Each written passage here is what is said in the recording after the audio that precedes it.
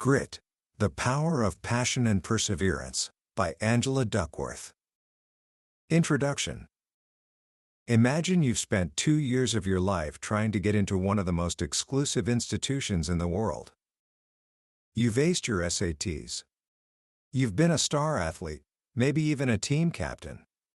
You've secured a nomination from a member of Congress, a senator, or even the Vice President of the United States. After all that, out of 14,000 applicants, you are one of the 1,200 who finally make it. You've earned your place at the United States Military Academy at West Point. You arrive on campus, say goodbye to your parents in a farewell that lasts exactly 90 seconds, get your head shaved, and change into the famous gray and white uniform. And then, it begins. It's called Beast Barracks. Beast, for short. It's a 7-week training program so demanding, so physically and emotionally grueling, that it pushes the most promising young men and women in the country to their absolute breaking point. Your day starts at 5 a.m. and doesn't end until 10 p.m. It's a non-stop rotation of physical training, weapons training, marching in formation, and classroom instruction. There are no weekends, no breaks, and virtually no contact with the outside world. You are challenged in every way imaginable. The system is designed to find your weaknesses. So, who makes it through? For decades, the brightest minds in the U.S. Army tried to answer that question. They looked at everything: SAT scores, high school grades, physical fitness, leadership potential. They combined all of this into a single metric called the whole candidate score, their best guess at who had the raw talent to succeed. But it didn't work. Cadets with the highest scores were just as likely to drop out as those with the lowest. Talent, it turned out, was no guarantee that you would survive Beast. In fact, 1 in 5 of these elite cadets, the best of the best, will drop out before graduation. And many of them quit during that very first summer. This puzzle obsessed a young psychologist named Angela Duckworth. She had left a high-flying consulting job to become a math teacher, and in her classroom, she saw the same mystery play out every day. The students who were naturals, the ones who picked up concepts effortlessly, weren't always the ones getting the best grades. Meanwhile, other students who struggled, who had to work harder and longer, were soaring past them. It seemed that our potential is one thing. But what we do with it, that's something else entirely. For years, we've been told a story about success. It's a story about talent, about genius, about being gifted. But what if that story is wrong? What if the single most important predictor of success isn't talent at all? That is the question at the heart of Angela Duckworth's groundbreaking book, Grit, The Power of Passion and Perseverance. Duckworth, who would later win a MacArthur Genius Grant for her research, discovered that the secret to outstanding achievement wasn't about being the smartest or the most talented person in the room. It was about something else. A quality she called grit. Today, we're going to explore that secret. We'll uncover why effort counts twice as much as talent, how to find and grow your own passion, and how to build the kind of perseverance that will carry you through any challenge.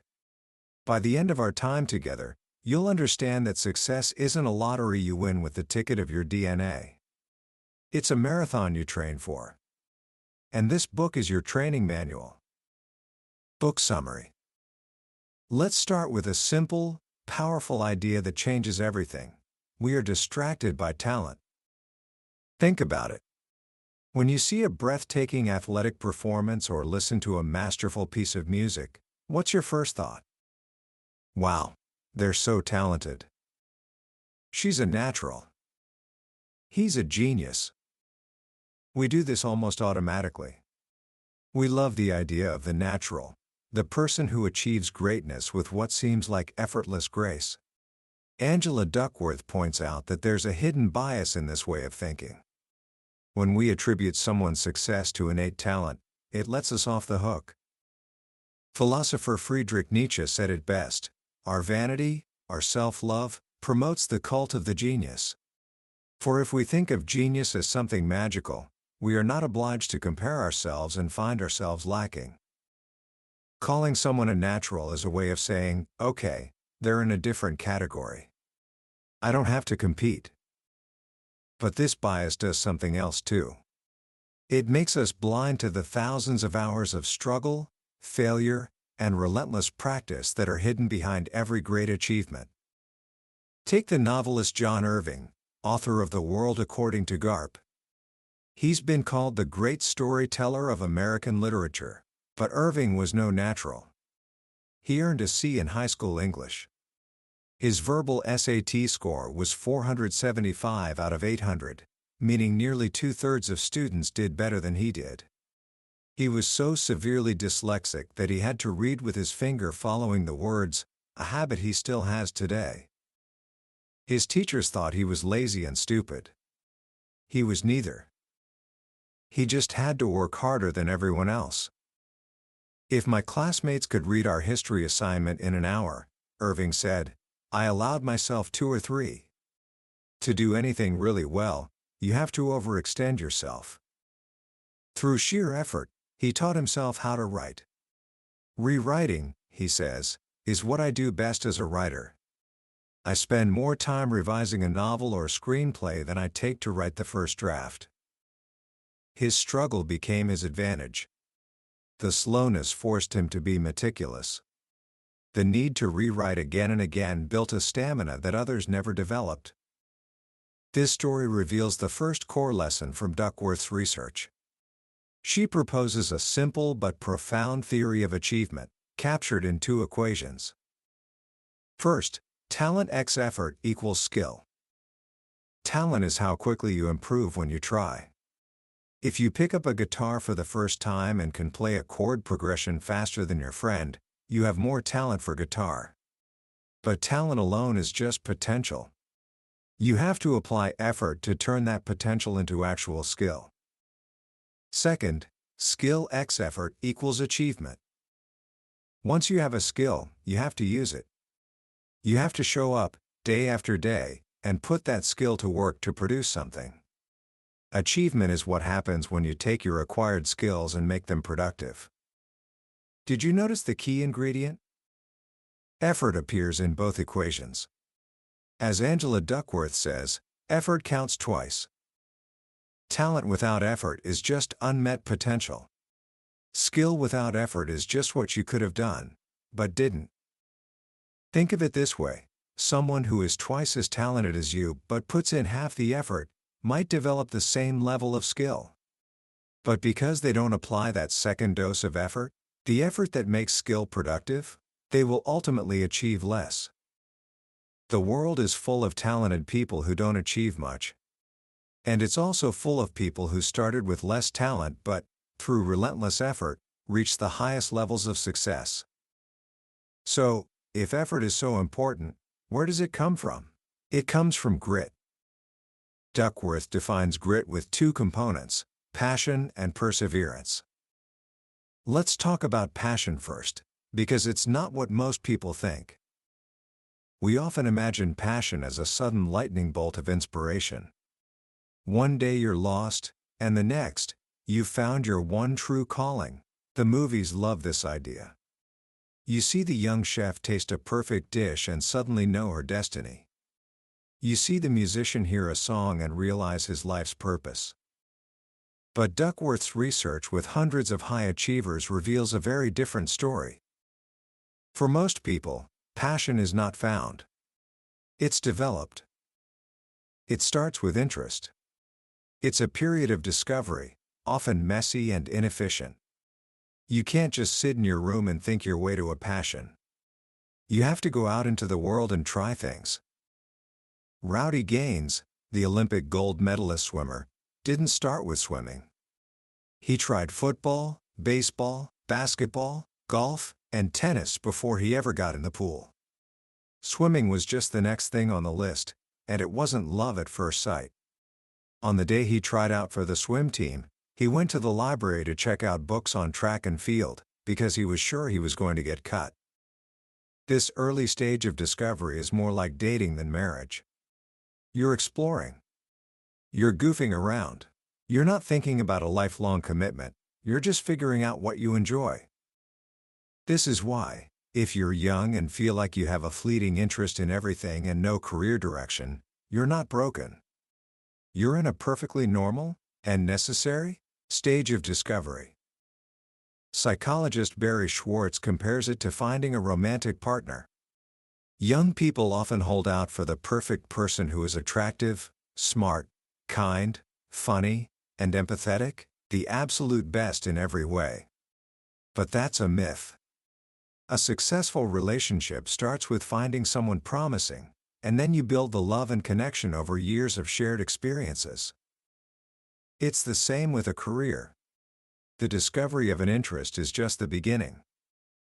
Next comes a much longer period of development. This is where you have to actively engage with your interest.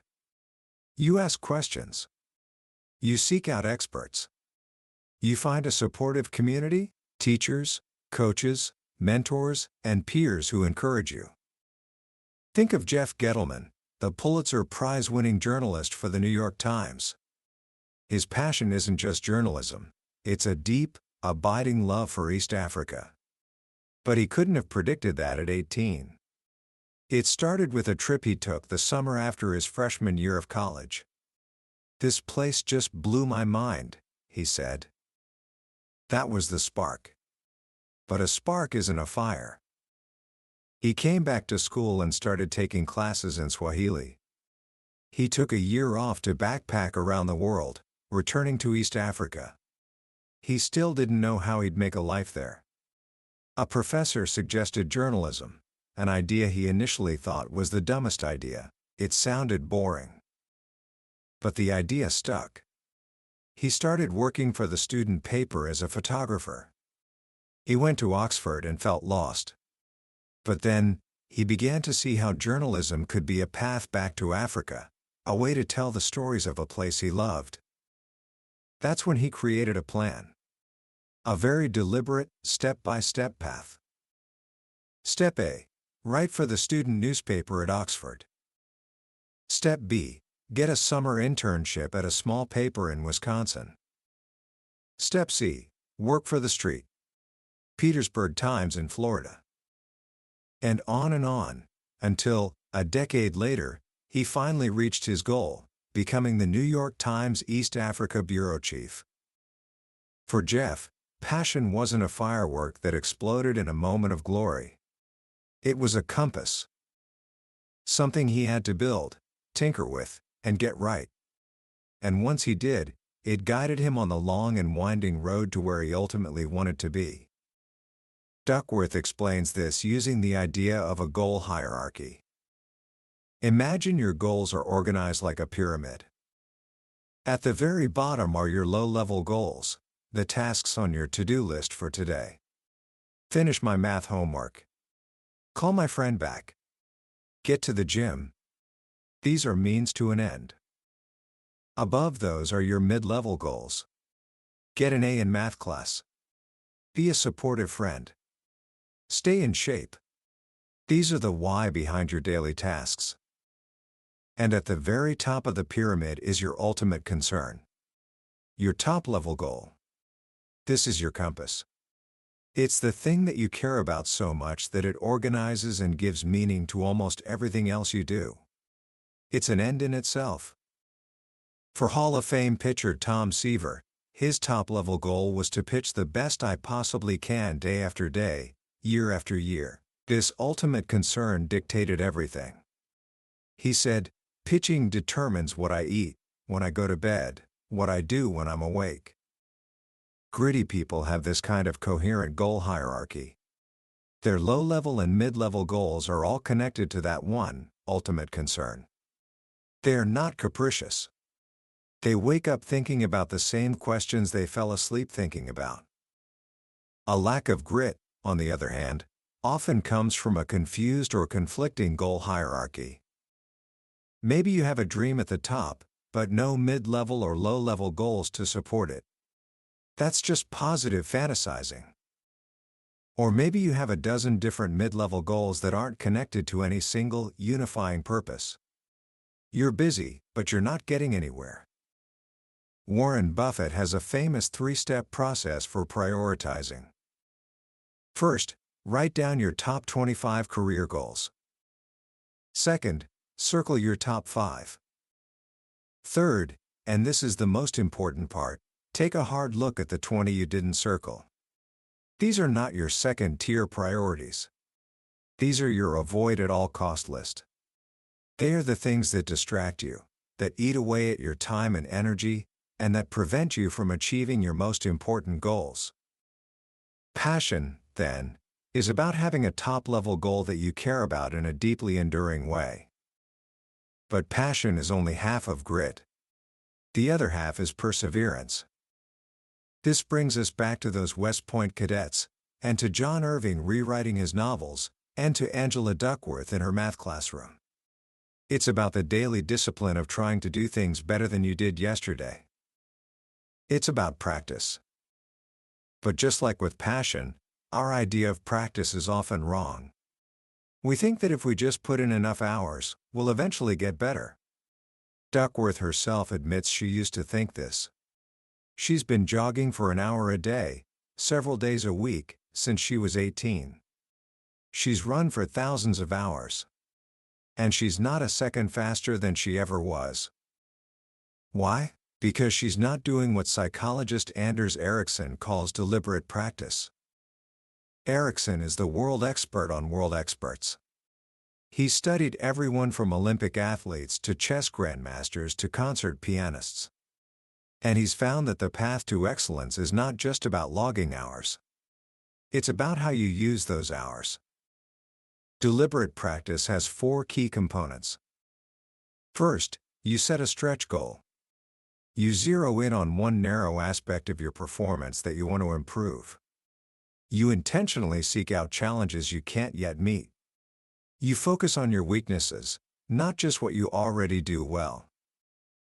Second, you practice with undivided attention and great effort. This is not mindless repetition. You are fully concentrated on hitting that stretch goal. This is why many experts, like basketball star Kevin Durant, spend the majority of their practice time alone. It's hard, focused work. Third, you seek immediate and informative feedback. You need to know, right away, how you did. And crucially, you need to be more interested in what you did wrong than what you did right, so you can fix it.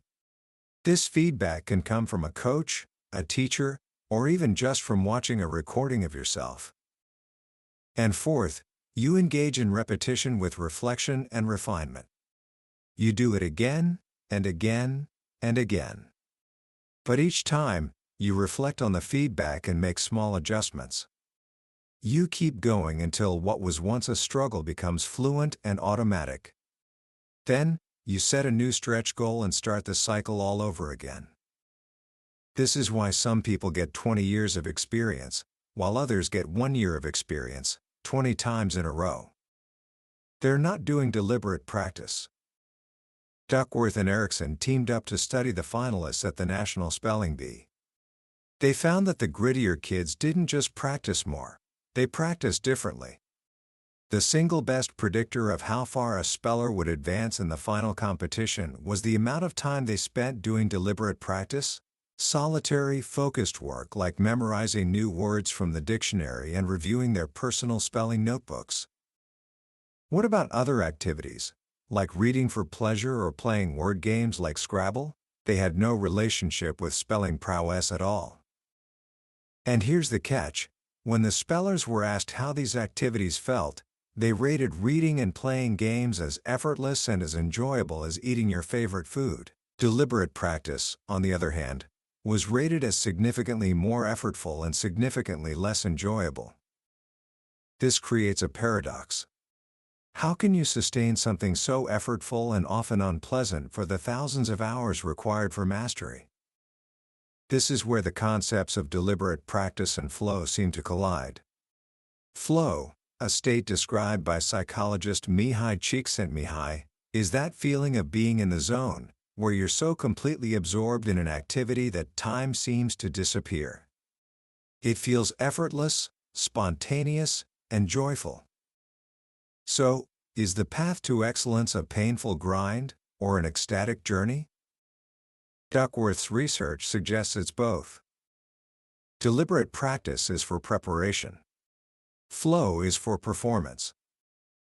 You don't do them at the same time. Deliberate practice is what you do to build your skills. You're in problem-solving mode. You're focused on your weaknesses. It's hard. Flow is what happens when you get to use those hard-won skills. You're performing at the peak of your abilities, where the challenge just meets your skill level. You're not analyzing, you're just doing. It feels effortless because you've already put in all the effort. Swimmer Rowdy Gaines said he swam at least 20,000 miles in the 8 years leading up to his Olympic gold medal.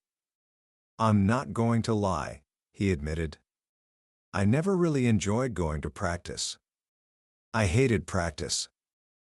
So why did he do it? It's very simple. It's because I loved swimming.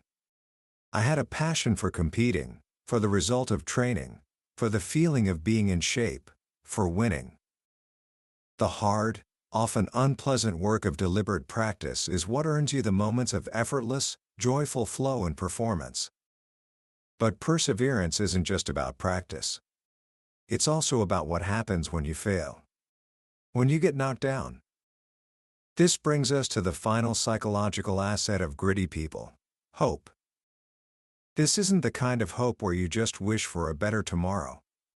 This is the kind of hope that says, "I resolve to make tomorrow better." It's the belief that your own efforts can improve your future. It's the core of what it means to fall down 7 times and rise 8. This kind of hope is rooted in your mindset. Decades ago, psychologist Marty Seligman conducted a now famous experiment with dogs. He found that dogs who were subjected to electric shocks they couldn't control would eventually just lie down and give up, even when they were later put in a situation where they could escape. They had learned to be helpless. But what fascinated Seligman was the other side of the coin. Some dogs never gave up. Despite the trauma, they kept trying. This led to a groundbreaking discovery about people. It isn't suffering that creates hopelessness. It's suffering you think you can't control. People who are optimistic explain bad events differently than people who are pessimistic. A pessimist sees a setback as permanent, "This will never change," pervasive, "This is going to ruin everything," and personal, "It's all my fault."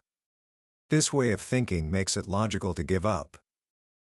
An optimist sees a setback as temporary, "This is just a rough patch," specific, "This is just one area of my life, and caused by circumstances, not just themselves. I mismanaged my time on this project." This way of thinking motivates you to find a solution. But where do these optimistic or pessimistic explanations come from? This is where the work of Stanford psychologist Carol Dweck comes in. She discovered that we all hold deep-seated beliefs about ability and talent. She calls these beliefs mindsets. If you have a fixed mindset, you believe that your intelligence and talents are basic traits that you can't really change. You have a certain amount, and that's that. When you hit a setback, a fixed mindset tells you it's because you're not smart enough or talented enough. It's a verdict on who you are. If you have a growth mindset, you believe that your abilities can be developed through dedication and hard work. You believe that you can get smarter, more talented, and better at things if you try. When you hit a setback, a growth mindset tells you it's an opportunity to learn and improve. It's a signal to try harder or try a different strategy. Duckworth's research shows a powerful link. A growth mindset leads to optimistic self-talk, which in turn leads to perseverance over adversity.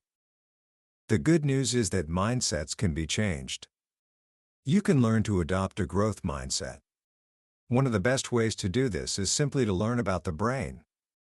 When you understand that your brain is like a muscle, that it gets stronger with use, that it can grow new connections, that you can literally get smarter, it changes how you view challenges.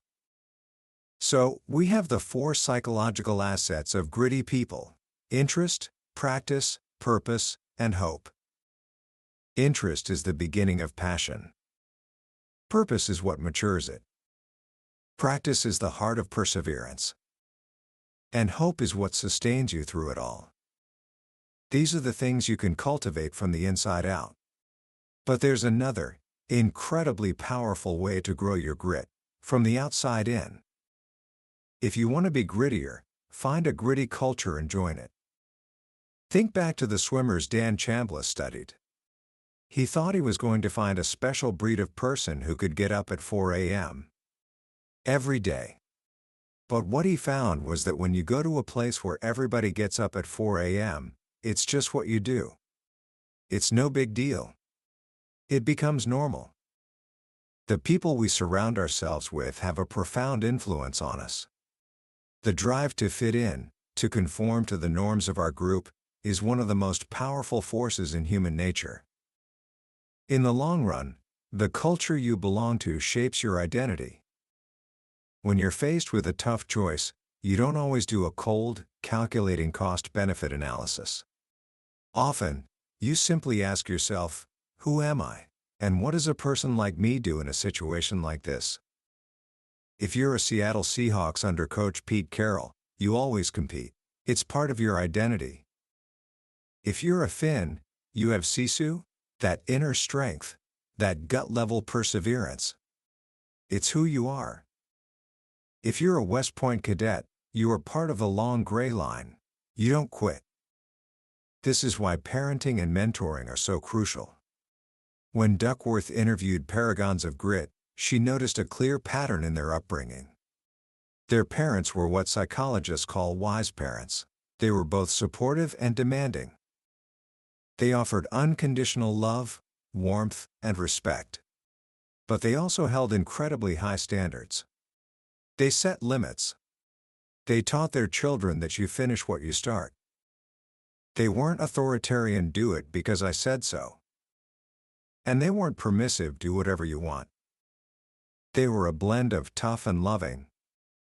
Steve Young, the Hall of Fame quarterback, tells a story about his first semester at Brigham Young University. He was the eighth-string quarterback, basically a tackling dummy for the defense. He was miserable and wanted to come home. He called his dad, who told him, "You can quit. But you can't come home because I'm not going to live with a quitter." It sounds harsh. But Steve says it was a loving act. His dad knew him. He knew that letting him come home would be letting him give in to his fears. He was demanding, but it came from a place of deep, selfless support. I knew, Steve said, it wasn't about him and what he needed. It truly was, I'm giving you all I got. This combination of support and high standards isn't just for parents. It's for teachers, coaches, and leaders too. In the end, what Angela Duckworth discovered is that grit is not just something you have or you don't. It's something you can grow. It's a set of skills and a way of thinking that you can learn. It starts with the discovery that what we accomplish in the marathon of life depends far more on our passion and perseverance than on our innate talent. Commentary. So, after this deep dive into the science of grit, what is the most powerful lesson we can take away? For me, it's the profound sense of empowerment that this book offers. For so long, we've been caught in the trap of thinking about success in terms of fixed, innate qualities. You're either a math person or you're not.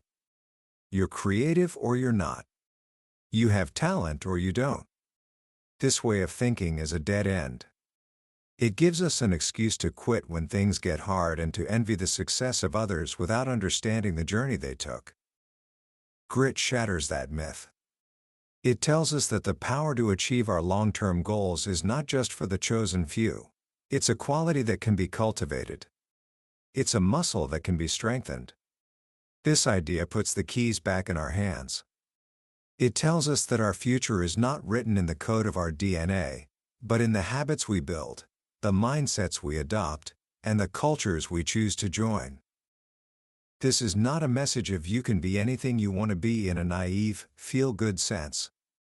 It's a much more realistic and, I think, more inspiring message. With passion and perseverance, you can become so much more than you are today. So, how can you start building your own grit right now? Here are a few simple, practical actions you can take. First, adopt the hard thing rule in your own life. This is a rule Angela Duckworth uses in her own family, and it's brilliant. It has 3 parts. 1. Everyone has to do a hard thing. A hard thing is something that requires daily deliberate practice. 2. You can quit, but you can't quit in the middle of a season or just because you had a bad day. You have to finish what you start for that committed period. And 3. You get to pick your own hard thing. This simple framework builds the habit of perseverance while still honoring your own interests. Pick a hard thing for yourself: learning an instrument, mastering a new language, training for a race, and commit to it for a set period. Second, find your bricklayers.